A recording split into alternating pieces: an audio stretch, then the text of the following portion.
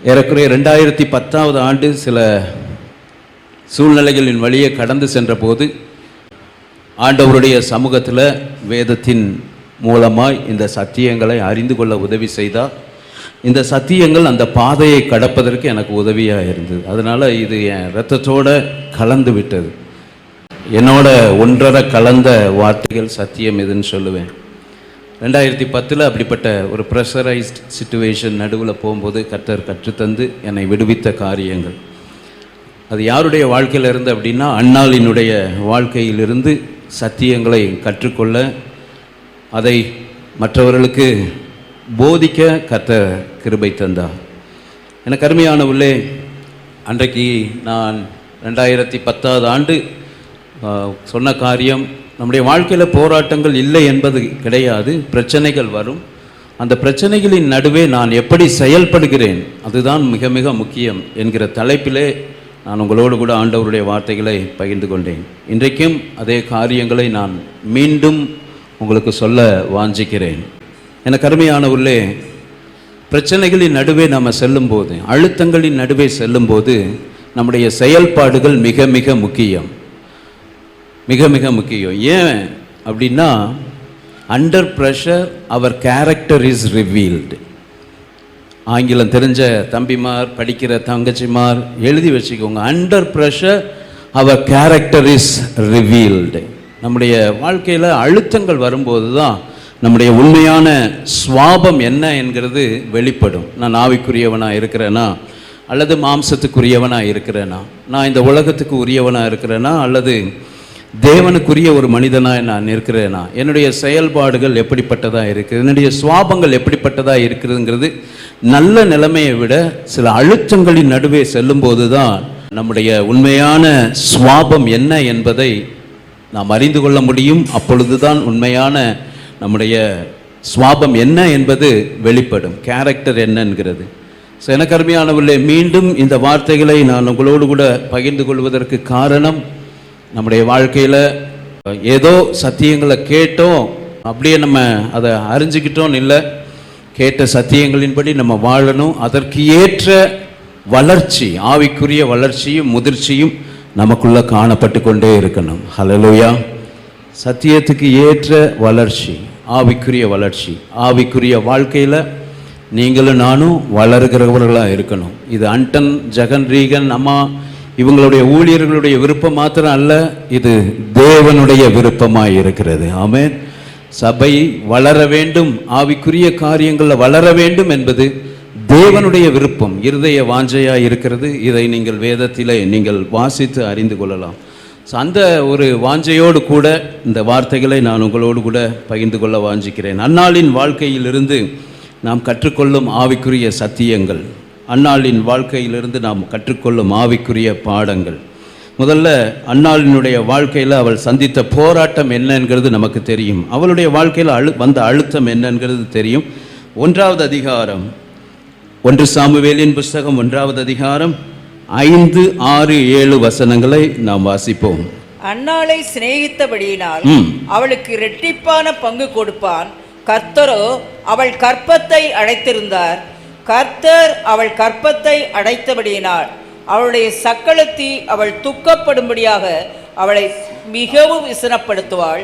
அவள் கர்த்தருடைய ஆலயத்திற்கு போகும் சமயத்தில் அவன் வருஷந்தோறும் அந்த பிரகாரமாய் செய்வான். இவள் அவளை மனமுடிவாக்குவாள். அப்பொழுது அவள் சாப்பிடாமல் அழுது கொண்டிருப்பாள். அன்னாளினுடைய போராட்டம் நம்ம எல்லாருக்கும் நன்றாகவே தெரிந்த ஒரு காரியம். இங்கு வாசிக்கிறோம், கர்த்தரோ அவள் கற்பத்தை அடைத்திருந்தார்.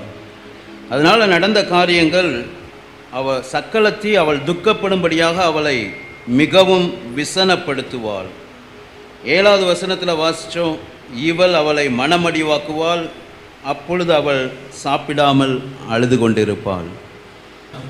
She made her unhappy, she made her upset.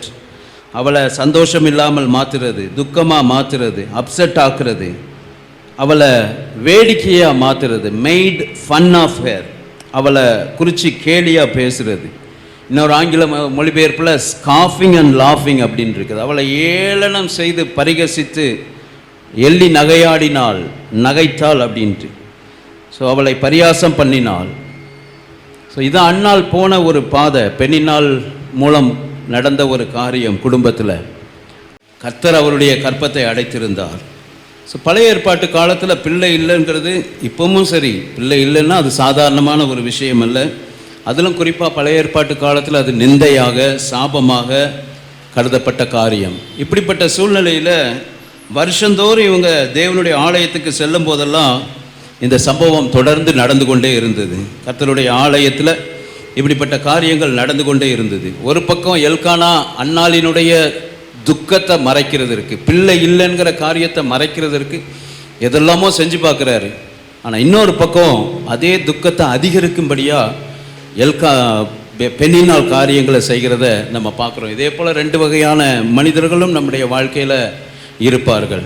So எனக்கு அருமையானவர்களே, இப்படிப்பட்ட சாப்பிட்றதுக்கு கூட மனம் இல்லாமல், சந்தோஷம் இல்லாத, மனசு அப்செட் ஆகி போய் ஒரு மனமடிவான இந்த சூழ்நிலையில் தான் பரிகாசம், ஏளனம், இதற்கு மத்தியில் அன்னாள் எப்படி செயல்பட்டாள், அதைத்தான் இன்றைக்கி ஏற்கனவே சொன்ன காரியங்கள்னாலும் அதைத்தான் நான் இன்றைக்கி சொல்ல வாஞ்சிக்கிறேன். இன்றைக்கி நம்ம இப்படிப்பட்ட பாதையில் போகும்போது பிறரால் நம்ம மனமடிவாக்கப்படலாம், துக்கப்படுத்தப்படலாம், காயப்படுத்தப்படலாம், அல்லது நம்ம எதிர்பார்த்த காரியங்கள் எதிர்பார்த்த நேரத்தில் நடக்காமல் சில நேரம் அந்த சாப்பிட்றதுக்கு கூட மனசு இருக்காது.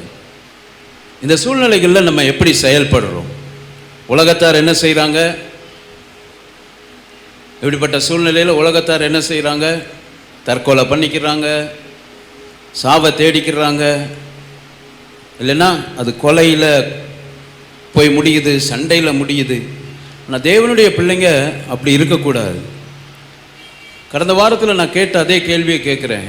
என் குடும்பத்தில் அல்லது என் சபைக்குள்ளே நான் ஒரு அண்ணாளை போல் இருக்கிறேனா அல்லது பெண்ணினால போல் இருக்கிறேனா?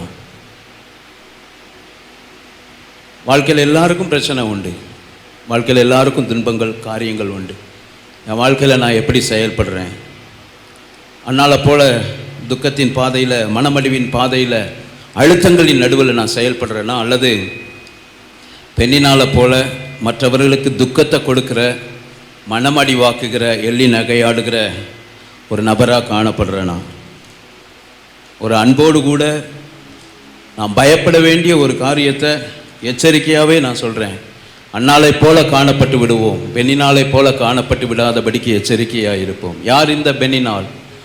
கர்த்தர் அன்னாளினுடைய வாழ்க்கையில் இடைப்பட்டிருப்பதை அறியாமல் பரிகாசம் பண்ணினவர்.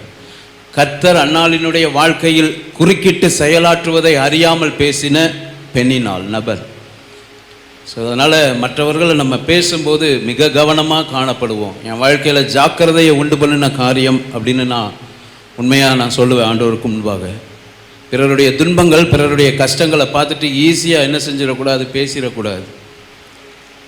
இதைத்தான் நல்ல வசனம் தெரிஞ்ச, வசனங்கள் அறிந்த நபர்கள் செஞ்சாங்க. எலிப்பாஸ், பில்தாத், சோப்பார் இவங்க செஞ்ச காரியம். அவன் சொன்னான், கர்த்தர் உன்னை தண்டிக்கிறார் அப்படின்னா, நீ நிற்கிறது தண்டனையின் பள்ளத்தாக்கு அப்படின்னா. ஆனால் யோபு நின்னது தண்டனையின் பள்ளத்தாக்கு அல்ல, யோபு நின்னது யுத்த களம். அப்போ அவன் வாழ்க்கையில் நடந்ததெல்லாம் தேவனுக்காக நேர்மையாய் நின்றது நிமித்தம் அந்த யுத்தத்தின் தழும்புகளாக்கும் அவனுடைய வாழ்க்கையில். ஸ்கார்ஸ் ஆஃப் பேடல், யுத்தத்தின் தழும்புகள் அது. அதை பார்த்து தண்டனை அப்படின்னாங்க. ஸோ வாழ்க்கையில் வார்த்தைகளில் கவனமாக இருப்போம். பெண்ணினால போல, பில்தாத், சோப்பார், எலிப்பாசை போல காணப்பட்டு விடாதபடிக்கு கவனமாக இருப்போம். தேவன் திட்டமும் தெளிவுமா நம்மோடு கூட இடைப்பட்டால் ஒழிய, தேவன் நம்மோடு கூட இந்த காரியத்தை குறித்து சொல்லுங்க, பேசுங்கன்னு சொன்னால் ஒழிய, தயவு செய்து தெரிஞ்சதையும் வைத்ததையும் வைத்து பேசிவிடாதீர்கள். இன்றைக்கு நம்முடைய வீக்னஸ் அது. பெண்ணினால் போல நம்ம இருக்கிறோமா, அண்ணாலை போல இருக்கிறோமா? அழுத்தங்கள் நடுவில் அண்ணால் செய்த காரியம், முதலாவது 9, 10, 11, 12 வசனங்களை வாசிச்சிருவோம். 9 12 வரை உள்ள வசனங்கள். சீலோவிலே அவர்கள் புசித்து குடித்த பின்பு அன்னாள் எழுந்திருந்தாள். ஆசாரியனாகிய ஏலி கர்த்தருடைய ஆலயத்தின் வாசல் நிலையண்டையிலே ஒரு ஆசனத்தின் மேல் உட்கார்ந்திருந்தான். அவள் போய் மனங்கசந்து மிகவும் அழுது கர்த்தரை நோக்கி விண்ணப்பம் பண்ணி, சேனைகளின் கர்த்தாவே, தேவரீர் உம்முடைய அடியாளின் சிறுமையை கண்ணோக்கி பார்த்து உம்முடைய அடியாளை மறவாமல் நினைத்தருளி உமது அடியாளுக்கு ஒரு ஆண் பிள்ளையை கொடுத்தால் அவன் உயிரோடு இருக்கும் சகல நாளும் நான் அவனை கர்த்தருக்கு ஒப்பு கொடுப்பேன். அவன் தலையின் மேல் சவரன் கத்தி படுவதில்லை என்று ஒரு பொருத்தனை பண்ணினாள். அவள் கர்த்தருடைய சந்நிதியில் வெகுநேரம் விண்ணப்பம் பண்ணுகிற போது ஏலி அவள் வாயை கவனித்து கொண்டிருந்தான். 15வது வசனத்தின் கடைசி பகுதியை நான் வாசிக்கிறேன் பாருங்க. 15ல் கடைசி, நான் கர்த்தருடைய சந்நிதியில் என் இருதயத்தை ஊற்றிவிட்டேன். அப்போ முதல்ல தன்னுடைய அழுத்தங்கள் நிறைந்த பிரச்சனைகளின் நடுவில் அன்னாள் செயல்பட்ட விதம் நல்லா கவனிங்க. குடும்பத்தில் பிரச்சனைகள் நடுவில் செயல்பட்ட ஒரு பெண்மணி, அவள் செய்த முதல் காரியம் தேவ சமூகத்தை நாடினாள். ஆமென். என்ன செஞ்சா? தேவ சமூகத்தை நாடினாள், தேவ சமூகத்தை தேடினாள். அதே போல் நான் சொல்லுவேன், தேவனுடைய சமூகத்தை நாட கற்றுக்கொள்ளுவோம், தேவனுடைய சமூகத்திற்கு செல்ல கற்றுக்கொள்ளுவோம். நாம் வாசித்த வசனங்களில் அங்கே வாசிக்கிறோம், அன்னாள் எழுந்திருந்தாள். மிகவும் பிடித்த ஒரு வார்த்தை, அன்னாள் எழுந்திருந்தாள். 10வது வசனத்தில் கர்த்தரை நோக்கி விண்ணப்பம் பண்ணினாள். 12வது வசனத்தில் அவள் கர்த்தருடைய சந்நிதியில் வெகுநேரம் விண்ணப்பம் பண்ணினாள். 15ல் வாசித்தோம், கர்த்தருடைய சந்நிதியில் என் இருதயத்தை ஊற்றிவிட்டேன். மனமடிவு, துக்கம், சந்தோஷமற்ற நிலையில் அன்னாள் எழுந்திருந்தாள். ஷீ ரோஸ் அப். மிக அருமையாக இருக்குது. எனக்கு ரொம்ப பிடிச்ச வார்த்தை. இன்னைக்கு மனமடிவும் துக்கமும் அநேகரை எழுந்திருக்க விடாதபடிக்கு என்ன செஞ்சிருதுன்னா அமைக்கிறது.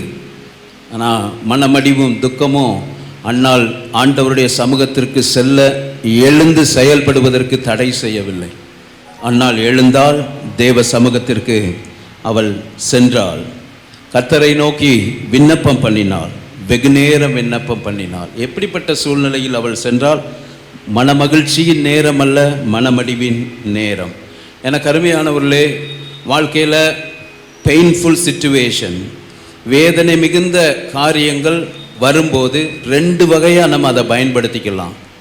ஒன்று, அது நம்மை அமுக்கி செயலற்றவர்களாக மாற்றி விடுவதற்கு அது பயன்படுத்தப்படலாம். அல்லது அதே காரியங்கள் நமக்கு முன்னேறி செல்வதற்கு உந்து விசையாக பயன்படுத்தப்படலாம். ஒன்று நம்மளை டெஸ்ட்ராய் பண்ணணும், இல்லைன்னா நம்மளை டிரைவ் பண்ணணும். நம்மளை அழிக்கணும், இல்லைன்னா முன்னேறுவதற்கு அது உதவியாக இருக்கணும். அன்னாளுடைய வாழ்க்கையில் இந்த காரியம் அவளை டெஸ்ட்ராய் பண்ணலை, அவளை இன்னும் ஆண்டவருக்கு முன்பாக முன்னேறி செல்வதற்கு அது உதவி விட்டது. இந்த வேதனை மிகுந்த காரியங்கள். எனக்கு அருமையானவர்களே, இந்த காரியம் நான் சொல்கிறது ரொம்ப சாதாரணமான ஒரு காரியமாக இருக்கலாம். வேதனையின் நடுவில், மனமடிவின் நேரத்தில், கண்ணீரின் பாதையில் தேவ சமூகத்திற்கு செல்லுவோம். அன்னாள் சென்றாள் என்பது சாதாரணமான காரியமாக இருக்கலாம். நான் ஒன்று கேட்குறேன், இந்த சாதாரண காரியத்தை நம்ம எத்தனை பேர் வாழ்க்கையில் கடைபிடிக்கிறோம்? வேதனை மிகுந்த சூழ்நிலையில், கண்ணீரின் பாதையில், பரிகசிக்கப்படும் போது, நிந்திக்கப்படும் போது எத்தனை பேர் தேவ சமூகத்தை நோக்கி பார்க்குறோம்? ஆண்டவருடைய சமூகத்துக்கு போகிறோமா? ஆண்டவருடைய சமூகத்தில் அமர்ந்திருக்கிறோமா? வேதத்தில் உள்ள அநேக பரிசுத்தவான்கள் தங்கள் வாழ்க்கையில் நெருக்கடியான சூழ்நிலைகள் நடுவில் அவங்க தஞ்சமடைந்த இடம் எதுன்னு பார்த்தீங்கன்னா தேவனுடைய சமூகம்தான், தேவ சமூகம்தான். தாவீது சிக்லாகு கொள்ளையடிக்கப்பட்ட சூழ்நிலையாக இருக்கட்டும், யோசபாத்தினுடைய வாழ்க்கையாக இருக்கட்டும், எசேக்கியேலினுடைய வாழ்க்கையாக இருக்கட்டும், இன்னும் அநேக பரிசுத்தவான்கள் கடந்த நாட்களில் நான் சொன்னது போல் ஆசாபினுடைய சங்கீதக்காரன் ஆசாபினுடைய வாழ்க்கையாக இருக்கட்டும், இதெல்லாம் நீங்கள் பார்த்தீங்கன்னா அவங்க ஒவ்வொரு காரியங்களும் தங்களுடைய வாழ்க்கையில் நெருக்கடியான சூழ்நிலைகளை சந்தித்த போது அவர்கள் காணப்பட்ட இடம் தேவ சமூகம். இன்றைக்கு நம்ம தேவ சமூகத்தில் பிரச்சனைகளின் நடுவில் போகும்போது ஜெபிக்கிறோமா? அல்லது ஜெபம் நம்முடைய வாழ்க்கையில அசட்டை பண்ணப்பட்ட வேலைக்காரியை போல் இருக்கிறதா?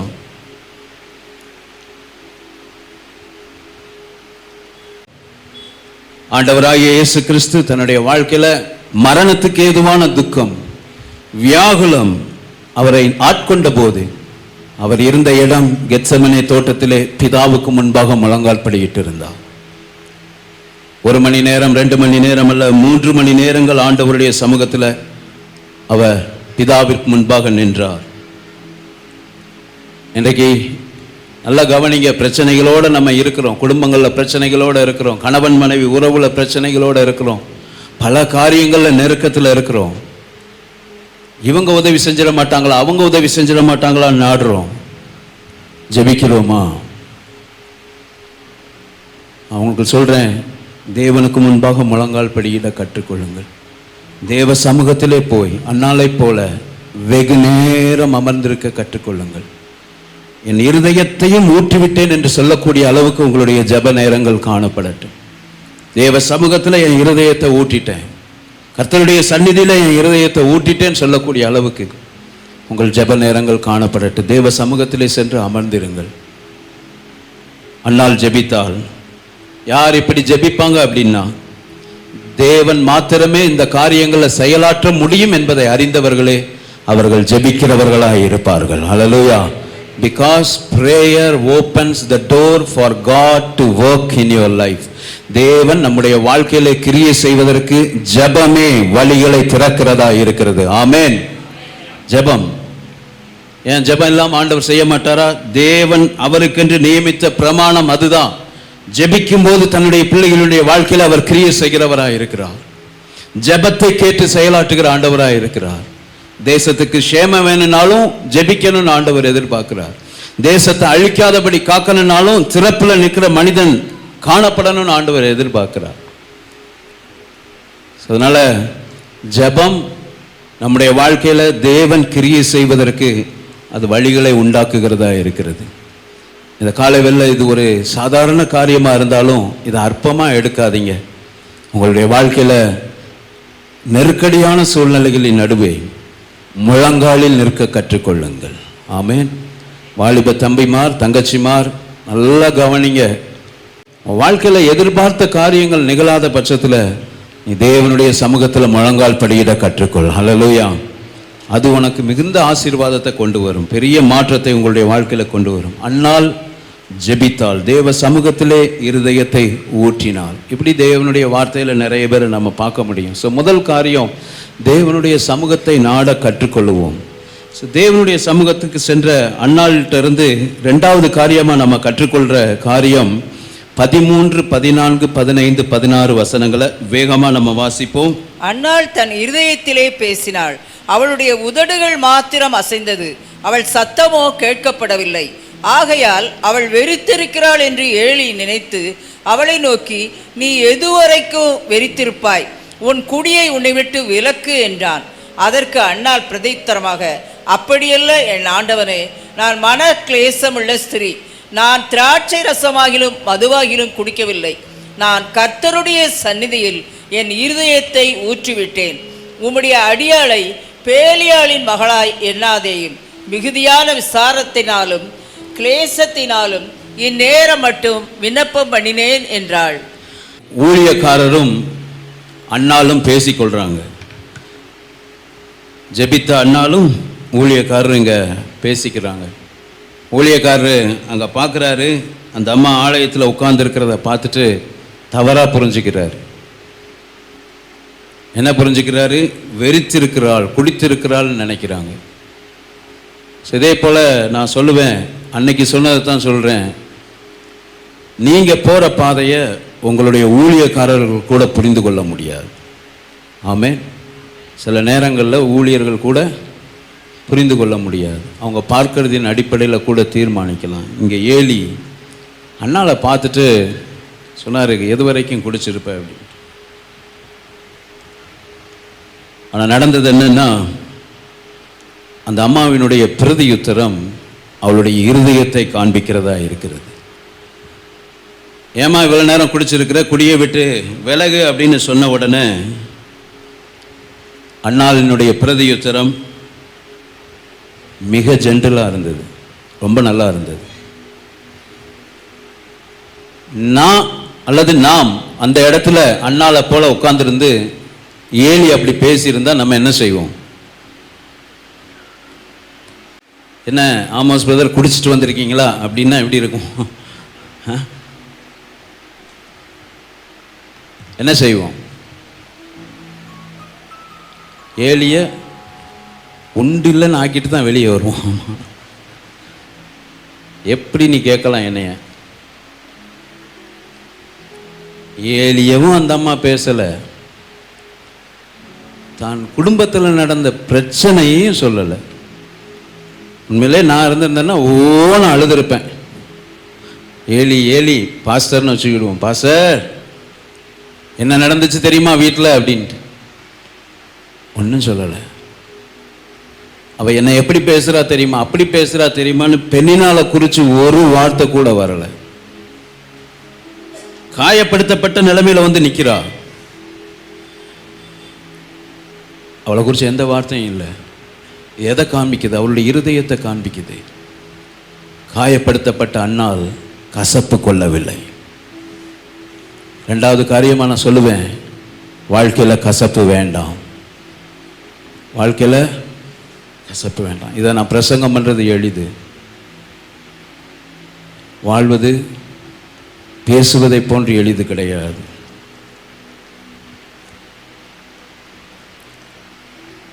ஆங்கிலத்தில் அழகாக இருக்குது, she did not become bitter but better. அவள் கசப்பு கொள்ளவளாக மாறலை, அவள் இன்னும் மேன்மையானவளாய் மாறிவிட்டாள். இன்னைக்கு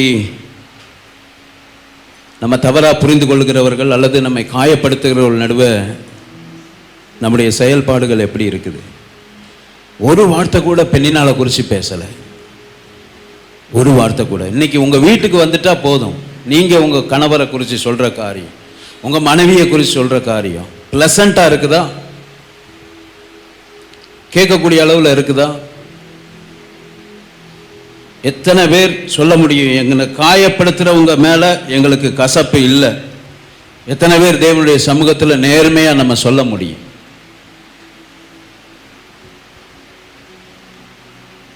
பழகிட்டோம் அப்படியே கசப்போட. பிரதர்ஸ் அண்ட் சிஸ்டர்ஸ், இப்படிப்பட்ட சுத்த மனசாட்சியை காத்துக்கொள்ளுங்கிறது எளிதானதல்ல. ஒரு ஊழியர் சொல்லுவார், எதை செய்தாவது எப்படியாவது சுத்த மனசாட்சியை காத்துக்கொள்ளுங்கள். நம்ம மொழியில் சொல்றாங்க, செத்தாலும் பரவாயில்ல சுத்த மனசாட்சியை காத்துக்கோங்க. இருக்குதா இருதயம் சுத்த மனசாட்சி? நான் எப்பவுமே அதை இப்படி தான் பார்ப்பேன். தாவீதுக்கும் சவுலுக்கும் நடக்கிற யுத்தம், கொல்ல வாரான் தாவீத சவுல், ஆனால் விலகி விலகி தன்னை காத்து கொண்டு ஓடுகிறான். இந்த யுத்தம் இருதயத்துக்குள்ள நடந்துக்கிட்டே இருக்கணும். துர்மனசாட்சி வரத்தான் செய்யும், நம்மளை காயப்படுத்துகிறவங்க மேலே கசப்பான எண்ணங்கள் வரத்தான் செய்யும். ஆவியானவருடைய ஒத்தாசையோடு அவைகளை மேற்கொள்ளுகிறவர்களாய் காணப்பட வேண்டும். ஹல்லேலூயா. நம்மளை காயப்படுத்துகிறவங்க மேலே கசப்பில்லை அப்படின்னு தைரியமாக சொல்ல முடியுமா? அவளுடைய வார்த்தைகள் அவளுடைய இருதயத்தை காண்பிக்கிறது. அவனு சொல்கிறேன், தேவ நோக்கம் உங்கள் மேலேயும் என் மேலேயும் விசேஷமாக இருக்கும்னா காயப்படுத்தப்படுகிற அனுபவம் இல்லாமல் இந்த கிறிஸ்தவ வாழ்க்கையை கடக்க முடியாது. ஒரு 2 ஆமேன் தான் வருது. நல்லா ஹல்லேலூயா. தேவ நோக்கம் உங்கள் மேலேயும் என் மேலேயும் இருக்குமே ஆனால், தேவன் விசேஷமாக உங்களையும் என்னையும் தெரிந்து கொண்டிருப்பாரே ஆனால், காயப்படுத்தப்படுகிற அனுபவம் இல்லாமல் இந்த ஜீவியத்தை நாம் கடக்க முடியாது. தேவன் விசேஷமாக தெரிந்தெடுத்தார் அன்னாளை.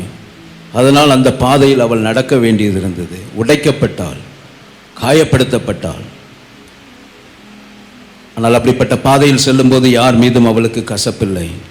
எனக்கு அருமையானவர்களே, காயப்படும் போது அனுபவம் இல்லாமல் நம்ம இயேசுவை போல மாற முடியாது. காயப்படுகிற அனுபவம் இல்லாமல் இயேசுவை போல மாற முடியாது. அவரை போல மாற வாஞ்சிக்க நம்முடைய ஜீவியத்தின் பாதை அது குறுகலாக்கி கொண்டே இருக்கும். பலர் வெறுப்பார்கள், பலர் நம்மை எள்ளி நகைப்பார்கள். இயேசுவை போல மாறணும், இயேசுவை போல நான் மாறிடணும்னு நம்ம வாஞ்சிக்க வாஞ்சிக்க வாஞ்சிக்க நம்முடைய ஜீவியத்தின் பாதை குறுகலாகி கொண்டே இருக்கும். அந்த பாதையில் போகும்போது நம்முடைய மனப்பான்மை மிக மிக முக்கியம். எப்படிப்பட்ட மனப்பான்மையோடு இருக்கிறோம்? சிலுவையில் இயேசு அடிக்கப்பட்டிருந்த போது அவர் இரக்க மனப்பான்மை உடையவராக இருந்தார்.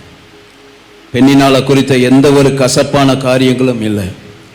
எனக்கு அருமையானவர்களே, இன்றைக்கு நம்முடைய வாழ்க்கையில் கேட்டு பார்ப்போம், ஆண்டவரே என் வாழ்க்கையில் என்னை காயப்படுத்துகிறவங்க மேலே கசப்பில்லாத ஒரு வாழ்க்கை இருக்குதா?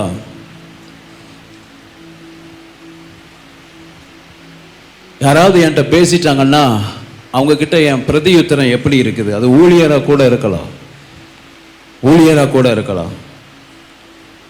என் பிரதியுத்தரம் எப்படி இருக்குது? ஒரு சகோதரனுடைய சாட்சியை சொல்கிறேன்.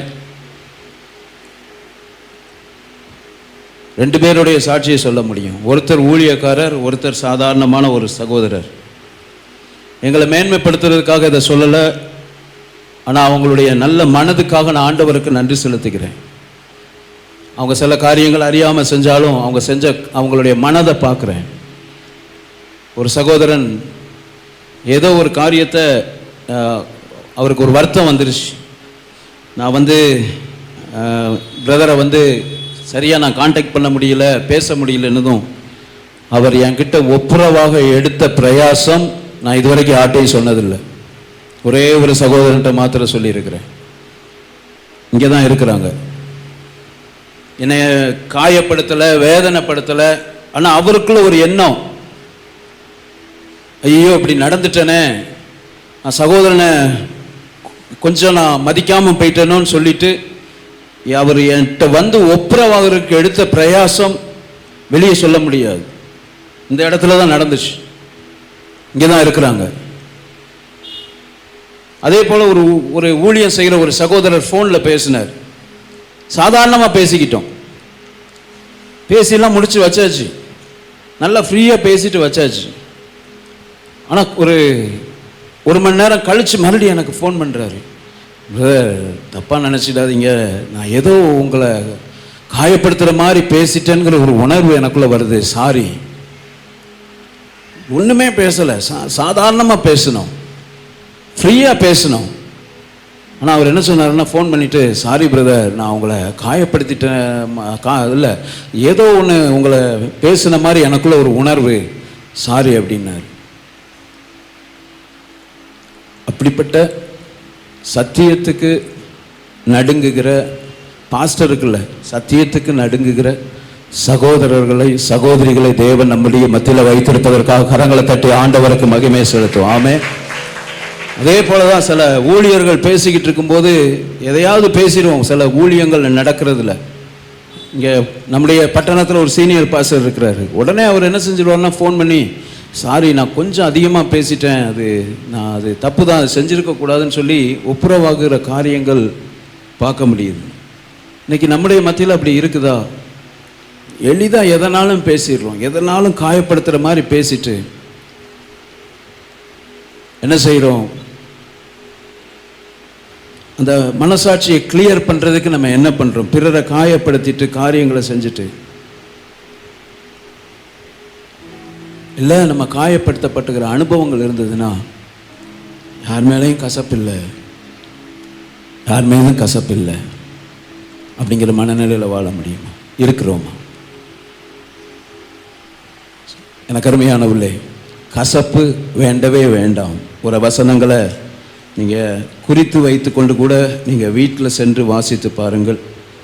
யாக்கோபின் புஸ்தகம் 3வது அதிகாரம் 13 18 வரைக்கும் நீங்கள் வீட்டில் சென்று நீங்கள் வாசித்து கொள்ளுங்கள். தேவன் தருகிற ஞானம் எப்படிப்பட்டது என்பதை குறித்து அது சொல்லுகிறது. 14வது வசனத்தை வாசிச்சிருவோம். உங்கள் இருதயத்திலே கசப்பான வைராக்கியத்தையும் விரோதத்தையும் வைத்தீர்களானால் நீங்கள் பெருமை பாராட்டாதிருங்கள். சத்தியத்திற்கு விரோதமாய் பொய் சொல்லாமலும் இருங்கள். வேண்டாம். இருதயத்தில் கசப்பான வைராக்கியம், விரோதம் வேண்டாம். இதெல்லாம் வச்சுட்டு நம்ம பெருமை பாராட்டக்கூடாது, சத்தியத்துக்கு விரோதமாக பொய்யை சொல்லக்கூடாது. கசப்பான வைராக்கியங்கள் வேண்டாம். எனக்கு அருமையானவர்களே, தேவன் நம்ம நேற்று கேட்டோம் இல்லை, நம்முடைய கூப்பிடுதல் அவருடைய செவிகளில் ஏறுகிறதா இருக்கிறது. இங்கே அன்னாளினுடைய சத்தம் கேட்கப்படலை, ஆனால் அவளுடைய ஜெபம் ஆண்டவருடைய செவிகளில் சென்றடைகிறதா இருந்தது. ஆமென். இன்னைக்கு நம்ம சத்தம் போட்டு பார்க்குறோம், ஜெபம் கேட்கப்பட்டதுங்கிற ஒரு உறுதியும் நிச்சயமும் அநேக நேரங்களில் தடுமாறுறோம். ஜெபம் கேட்கப்பட்டது என்கிற நிச்சயத்தோடு வாழ தேவன் கிருபை செய்வாராக. கசப்பான வைராக்கியம், விரோதம் வேண்டாம். காயப்படுத்துகிற அனுபவம் நிச்சயமாக இருக்கும். பெண்ணினாள்கள் நம்முடைய வாழ்க்கையில் இருப்பாங்க, அவங்களுக்கு விரோதமாக ஒருபோதும் கசப்பு வேண்டாம். எனக்கு அருமையானவர்களே, தாவீது சங்கீதக்காரன் சொல்றான், என் இருதயத்தில் அக்கிரம சிந்தை நான் கொண்டு இருந்தேன்னா என் ஜெபத்துக்கு கர்த்தர் செவி கொடுத்திருக்க மாட்டார். ஆனால் கர்த்தர் என் ஜெபத்துக்கு மெய்யாய் செவி கொடுத்தார். அவருடைய கிருபையை என்னை விட்டு விலக்கவில்லை. என்ன அர்த்தம்? என் இருதயத்தில் அக்கிரம சிந்தை இல்லை, கர்த்தர் என் ஜெபத்துக்கு பதில் கொடுத்தார். ஆமென். நம்ம வார்த்தைகள் இல்லாத இருதயத்தில் ஏறெடுக்கப்படுகிற ஜெபங்களுக்கும் பதில் வேணும்னா நம்முடைய இருதயத்தில் யார் மீதும் கசப்பில்லாத வாழ்க்கை வாழ கற்றுக்கொள்வோம். அல்லேலூயா. காட்டி கொடுக்கிற யூதாசா இருக்கலாம், மறுதளிக்கிற பேதுருக்களா இருக்கலாம், நம்மை விட்டு போகிற தேமாக்களா இருக்கலாம். பெண்ணினாள்கள் யார் மீதும் கசப்பு வேண்டாம். தேவ மனிதர்கள் அப்படித்தான் வாழ்ந்தாங்க. ஆபிரகாம், மோசஸ், தாவீது, ஒவ்வொருத்தருடைய வாழ்க்கையை நம்ம பார்க்க முடியும். அதனால கசப்பு வேண்டவே வேண்டாம். அன்னால் நமக்கு கற்றுக் கொடுக்கிற இரண்டாவது காரியம், ஒன்று தேவ சமூகத்தை நாட கற்றுக்கொள்வோம். இரண்டாவது, இருதயத்திலே கசப்பு வேண்டவே வேண்டாம். யார் மீதும் வேண்டாம், குறிப்பாக காயப்படுத்துகிறவர்கள் மீது வேண்டாம். அந்நாளை போல பிரதியுத்தரம் பேச நாம கற்றுக்கொள்வோம். மூன்றாவது காரியம், 18வது வசனத்தை முதல்ல வாசிச்சிருவோம். அப்பொழுது அவள், உம்முடைய அடியாளுக்கு உம்முடைய கண்களிலே தயை கிடைக்க கடவுது என்றாள். பின்பு அந்த ஸ்திரீ புறப்பட்டு போய் போஜனம் செய்தாள். அப்புறம் அவள் துக்கமுகமாய் இருக்கவில்லை. துக்கத்தோடு தேவ சமூகத்திற்குள் வந்தால், மனமடிவோடு கூட தேவ சமூகத்திற்குள் வந்தால், அவள் என்ன செய்தாள் என்றால், துக்கமுகம் மாறினவளாய் தேவ சமூகத்தை விட்டு கடந்து சென்றாள். அதே போல 11வது வசனத்தையும் நம்ம வாசிச்சிருவோம். 11வது வசனம், சேனைகளின் கர்த்தாவே, தேவரீர் உம்முடைய அடியாளின் சிறுமையை கண்ணோக்கி பார்த்து உம்முடைய அடியாளை மறவாமல் நினைத்தருளி உமது அடியாளுக்கு ஒரு ஆண் பிள்ளையை கொடுத்தாள். அவன் உயிரோடு இருக்கும் சகல நாளும் நான் அவனை கர்த்தருக்கு ஒப்பு கொடுப்பேன். அவன் தலையின் மேல் சவரன் கத்தி படுவதில்லை என்று ஒரு பொருத்தனை பண்ணினாள். அன்னாளினுடைய ஜெபத்தை இங்கு பார்க்கிறோம். அந்த ஜெபத்தின் முடிவான காரியத்தையும் நம்ம பார்த்தோம். ஸோ இங்கு அன்னாள் போய் என்ன ஜெபம் பண்ணலைன்னா, என்னை காயப்படுத்துகிற பெண்ணினால் மாற்றுங்கன்னு ஜெபம் பண்ணலை, மாறாக என்னையை மாற்றுங்கன்னு ஜெபம் பண்ணான். என் மலட்டுத்தன்மையை மாற்றுங்க ஆண்டவரே. அப்படி மாற்றினீங்கன்னா, எனக்கு ஒரு பிள்ளையை கொடுத்தீங்கன்னா அந்த பிள்ளையை உயிரோடு இருக்கும் நாளெல்லாம் உமக்கு கொடுப்பேன் ஆண்டவரேன்னு ஜெபம் பண்ணான். ஸோ துக்கமுகம் நீங்கி அவள் தேவ சமூகத்தை விட்டு செல்லுகிறத பார்க்கிறோம். எனக்கு அருமையானவர்களே, மூன்றாவது நான் சொல்லுவேன், மாற்றங்கள் நம்மிடத்தில் பெருகட்டும். ஹல்லேலூயா. மாற்றங்கள் நம்முடைய வாழ்க்கையில் பெருகட்டும். என்ன மாற்றங்கள்? சாப்பிடாமல் இருந்து சாப்பிட்றது, சந்தோஷம் இல்லாமல் இருந்து சந்தோஷமாகிறது, அது மாத்திரமல்ல.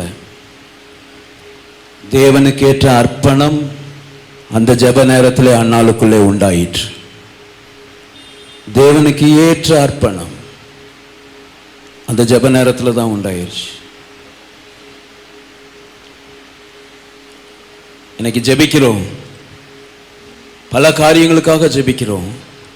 தேவன் விரும்புகிற அர்ப்பணத்துக்கு நேராய், தேவன் விரும்புகிற மாற்றத்துக்கு நேராய் என்னுடைய ஜீவியம் செல்லுகிறதா? இன்னைக்கு நிறைய பேருக்கு ஜெபம், என் கணவரை மாற்றும், என் மனைவியை மாற்றும், இவரை மாற்றும், அவரை மாற்றும். ஆனால் நான் மட்டும் மாற மாட்டேன்.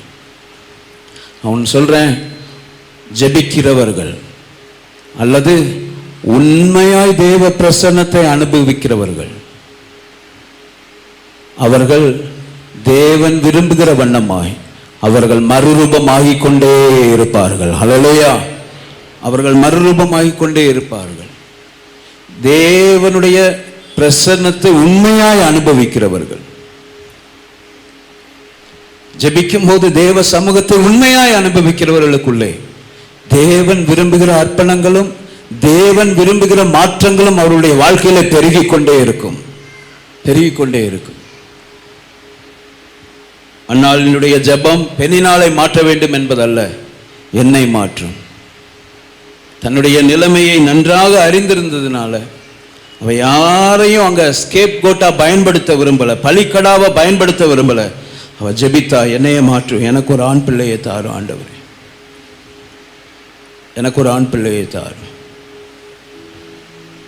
ஜெபம், நான் சொல்லுவேன், ஜெபிக்கிற மனிதனை முதலாவது மாற்றுகிறது. ஜெபம் ஜெபிக்கிற சபையை மாற்றுகிறது. எப்படி மாற்றுகிறது? தேவனுக்கேற்ற அர்ப்பணத்துக்கு நேராக ஜெபமானது மாற்றி விடுகிறது. இன்னைக்கு எப்போ கடைசியா தேவன் விரும்புகிற காரியத்துக்கு நேராக நான் அர்ப்பணிச்சேன், தேவன் விரும்புகிற காரியத்துக்கு நேராக என் வாழ்க்கையில இன்னும் கூடுதல் அர்ப்பணம் உண்டாயிற்று. நம்ம ஜெபம்லாம் வித்தியாசமா தான் இருக்கு. அவங்கள மாற்றுங்க, இவங்கள மாற்றுங்க, இவங்க வாயை கட்டுங்க, அவங்க வாயை கட்டுங்கன்னு கடைசியில் நம்மளை யாரும் கட்டுப்படுத்த முடியாத அளவுக்கு மாறிடுது. உண்மையா இல்லையா? கணவர்கிட்ட கேட்டால் அவர் பயப்படுறாரு, மனைவிட்ட கேட்டால் அவங்க பயப்படுறாங்க, அங்கே கேட்டுறாதீங்க, இங்கே கேட்டுறாதீங்க, இப்படி கேட்டுறாதீங்க. இது என்ன லைஃப் இது? என்கிட்டலாம் கேட்டால் நான் சொல்லுவேன், என்னன்னாலும் கேட்டுக்கோங்க தாராளமாக, பயமே கிடையாது.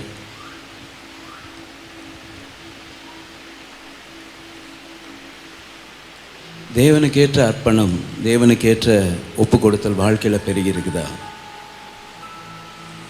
தன் நிலையை அறிந்திருந்ததுனால அவருடைய ஜெபம் மற்றவருடைய ஜெபத்தை போல இல்லை. அது வரைக்கும் யாரும் அவளை போல அழுததில்லை அந்த ஆலயத்தில். அது வரைக்கும் அப்படிப்பட்ட ஒரு அர்ப்பணத்தை அவளை போல யாரும் செஞ்சதில்லை. அப்படிப்பட்ட உன்னத மாற்றத்தை அன்னாளுக்குள்ள உண்டு பண்ணிவிட்டது. வாழ்க்கையில் நெருக்கடியான சூழ்நிலைகளை சந்திக்கும் போது இப்படிப்பட்ட காரியங்கள் நமக்குள்ள உண்டாகட்டும். தேவ சமூகத்தை நாட கற்றுக்கொள்வோம். காயப்படுத்துகிறவர்கள் மீது கசப்பு இல்லாத ஒரு வாழ்க்கை வாழ பழகிக்கொள்வோம். மூன்றாவது, தேவன் விரும்புகிற உன்னத மாற்றங்கள், அர்ப்பணிப்புகள் நம்முடைய ஜீவியத்தில் பெறுகிறதா இருக்கட்டும். ஜபந்தான் அதை செய்ய முடியும். ஏன் இன்னைக்கு நம்ம மாற முடியலன்னா நம்ம போதுமான அளவு தேவ சமூகத்தில் உட்காரலை. நான் சொல்கிறேன், தேவ சித்தத்துக்கு செய்யணும் அப்படின்னா தேவ சமூகத்தில் போராடணும், அமர்ந்திருக்கணும். 3 மணி நேர ஜபம், ஒரே வார்த்தை தான், என் சித்தத்தின்படி அல்ல உம் சித்தத்தின்படி ஆக கடவுது. இதுதான் இயேசுவின் ஜபம்.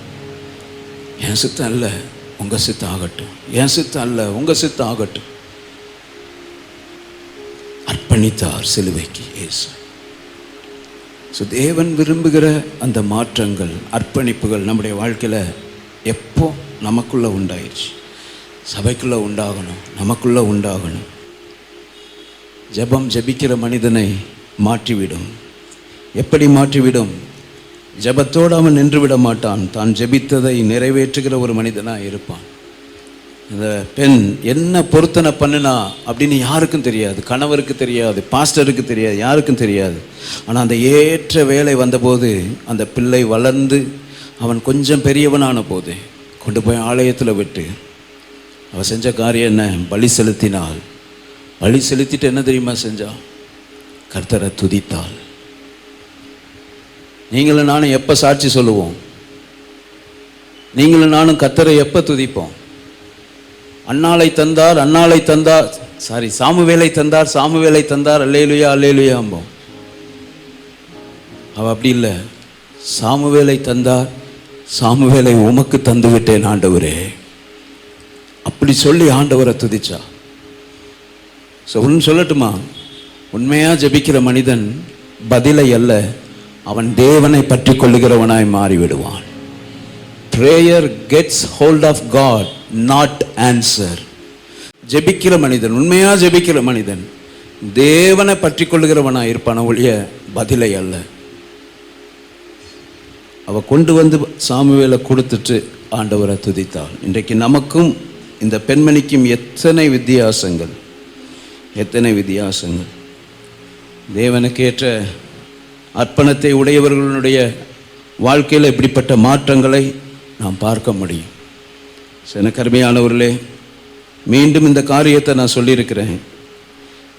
உங்களுடைய நோட்ஸாக இருக்காமல் இது நம்முடைய வாழ்க்கையாய் மாறட்டும். தேவ சமூகத்தை நாட கற்றுக்கொள்ளுவோம். அவருடைய சமூகத்தில் இருதயத்தை ஊற்ற கற்றுக்கொள்ளுவோம். கசப்பு வேண்டாம், காயப்படுத்துகிறவர் மீது கசப்புகள் வேண்டாம். தேவன் விரும்புகிற மாற்றத்துக்கு நேராய் நம்முடைய ஜீவியம் மாறிவிடட்டும். கர்த்தர் நம்மை ஆசீர்வதிப்பாராக. இருக்கிற இடங்களில் எல்லாரும் முழங்கால் படியிடுவோம். ஆண்டவருடைய சமூகத்தில் நம்மை அர்ப்பணிப்போம். உடைக்கப்பட்ட எனக்கு உறைவிடம் நீர்தான், நொறுக்கப்பட்ட எனக்கு நேசரும் நீர்தான். உடைக்கப்பட்ட எனக்கு உறைவிடம் நீர்தான், நொறுக்கப்பட்ட எனக்கு நேசரும் நீர்தான். உம்மை போல் யாரும் இல்லை என்னையும் நேசித்திட, உம்மை போல் எவரும் இல்லை என்னையும் காத்திட. உம்மை போல் யாரும் இல்லை என்னையும் நேசித்திட, உம்மை போல் எவரும் இல்லை என்னையும் காத்திட. என்னாலும் எப்போதும் நீர்தான், என்னாலும் எப்போதும் நீர்தான். காயப்பட்ட எனக்கு மருத்துவர் நீர்தான், உள்ளம் புரிந்து கொண்ட சிநேகிதர் நீர்தான். காயப்பட்ட எனக்கு மருத்துவர் நீர்தான், உள்ள புரிந்து கொண்ட சிநேகிதர் நீர்தான். உம்மை போல் யாரும் இல்லை என்னையும் நேசித்திட, உம்மை போல் எவரும் இல்லை என்னையும் காத்திட. உம்மை போல் யாரும் இல்லை என்னையும் நேசித்திட, உம்மை போல் எவரும் இல்லை என்னையும் காத்திட. என்னாலும் எப்போதும் நீர்தான், என்னாலும் எப்போதும் நீர்தான். ஏசையாவும் அன்பில் உலகை மறந்தே, ஏசையாவும் அன்பில் உலகை வெறுத்தே. ஏசையாவும் அன்பில் உலகை மறந்தே, ஏசையாவும் அன்பில் உலகை வெறுத்தே. உம்மை போல் யாரும் இல்லை அப்பா, நான் உமது பிள்ளை. அன்பிற்கு எல்லை இல்லை, நன்றி சொல்ல வார்த்தை இல்லை. உம்மை போல் யாரும் இல்லை அப்பா, நான் உமது பிள்ளை. அன்பிற்கு எல்லை இல்லை, நன்றி சொல்ல வார்த்தை இல்லை. என்னாலும் எப்போதும் நீர்தான், என்னாலும் எப்போதும் நீர்தான்.